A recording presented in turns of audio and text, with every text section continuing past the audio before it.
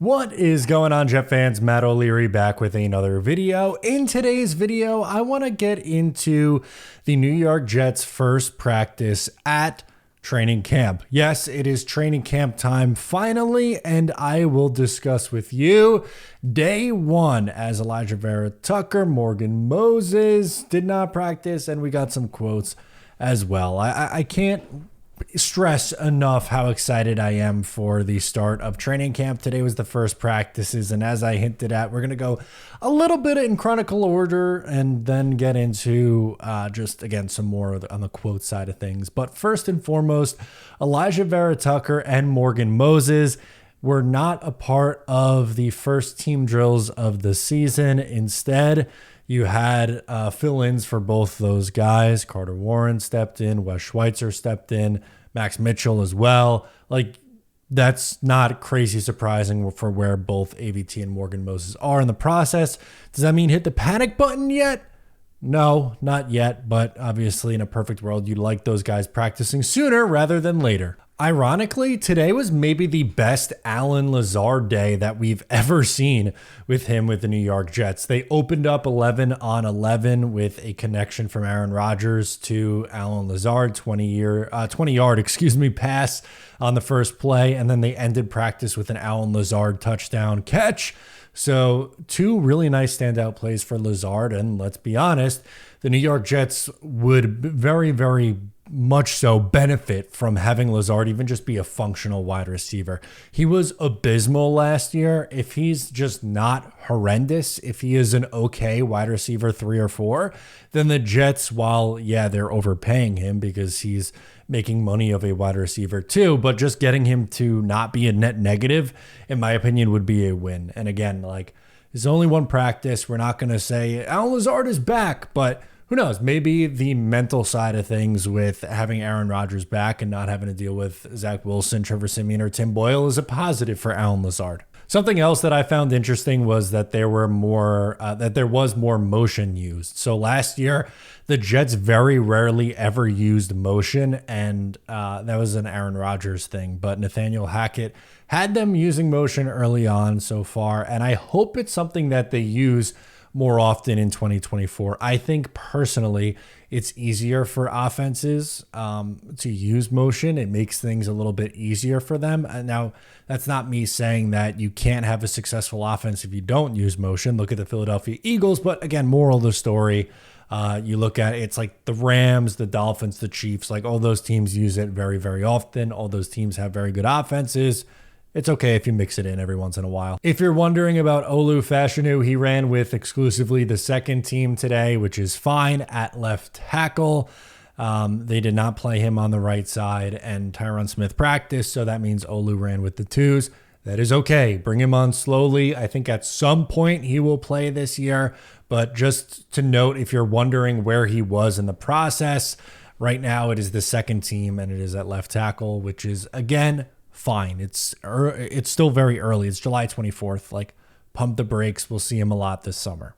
So with no Hassan Reddick at training camp, thought you might like to know who the two edge rushers were running with the ones. Jermaine Johnson, one of them, no surprise. The other, absolutely a surprise. Michael Clemens was the other edge running with the ones, not Will McDonald. He started with the twos. I don't know if I like the sound of that. Hassan Reddick come back ASAP. Why Will McDonald wasn't elevated, I'm not quite sure. To me, I think Clemens as the fourth guy, okay, we can have that discussion, but I don't like that running with the ones. And again, it's one practice, so I'm not going to just completely go ballistic on the Jets and their staff. That is completely unfair. But if we get to September and Michael Clemens is still running with the ones, well, unfortunately, that's a downgrade after what they had last year with JFM and excuse me, not Hassan Reddick, Bryce Huff instead. But Hassan Reddick, again, fingers crossed they get that one done sooner rather than later. But Michael Clemens, I think, would be better suited as a second teamer or third teamer. So Leaky Fotu had a couple of plays on the interior, and that's going to be a sneaky name to watch because he's kind of replacing Al Woods. He was an early down guy for the Jets last year, a run stopper, and Fotu had a nice play against the run and even had some interior pressure. So I'm going to keep an eye on him to see where he ends up. Now, my anticipation is that Javon Kinlaw is the starter next to Quinnen Williams, but Fotu is going to be a part of this rotation, and I'm glad that he had a good day, and let's see if he's able to stack that, and maybe he reaches his fullest potential with the New York Jets. When you're seriously hurt, your injury could be worth millions. Morgan & Morgan doesn't settle for lowball offers. They achieved significant verdicts in the past couple of months for victims involved in life-altering car crashes. It only takes a few short minutes to see if you have a case, and the fee is absolutely free unless you win. Over 3 million people like you call them every single year in their time of need, and they've recovered over $20 billion for their clients over the years. If you've ever gotten seriously injured, your case could be worth millions, and you're only a few clicks away from potentially changing your life.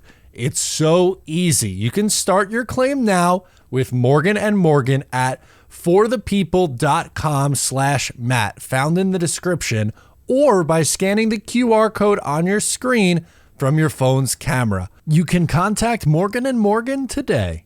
To the media portion of the afternoon, Robert Saleh spoke with the media on Haason Reddick. He didn't sound overly concerned. What was your reaction to him not showing up?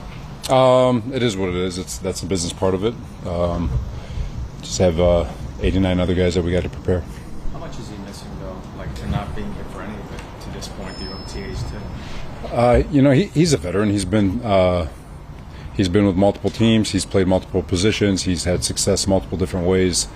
At this point in his career, I'm sure he knows exactly what he needs to do to prepare himself to play football, and so I'm not overly concerned. When he might show up? No. Admittedly, I didn't really like how Robert Saleh handled the Haason Reddick situation back in OTAs and minicamp. I didn't love how that was handled, but that's not my first gripe, nor is it anyone's really first gripe with Robert Saleh and his handlings. So I think eventually he's going to get in the building. But what Saleh did say is true, where he knows what he's doing, and it's not like Haason Reddick's just sitting around. I'm sure he's staying in shape. Sauce Gardner was asked about the standard that is set by Aaron Rodgers, and to no surprise, everyone seems to respect Aaron Rodgers. Oh man, he definitely does. Just watching him and how he attacked the day, it's just something as little as him just picking different people to just have lunch with, have breakfast with, when he come in the building. Just little things like that is just how you think, like, man, he really a great dude. And football, football is football. He's been around a while and he's played for another team, and so he know how things should be ran, and he's a leader. When he's in the building, he have a standard, and that's the standard we follow. I think it's really only people outside the Jets building that question Aaron Rodgers' leadership. I think, this team holds him to a very high regard, and they'll follow him. They're going to let him be a leader, and I think he has been a leader since getting here. But again, the media hasn't really, outside of New York, hasn't really covered it that way.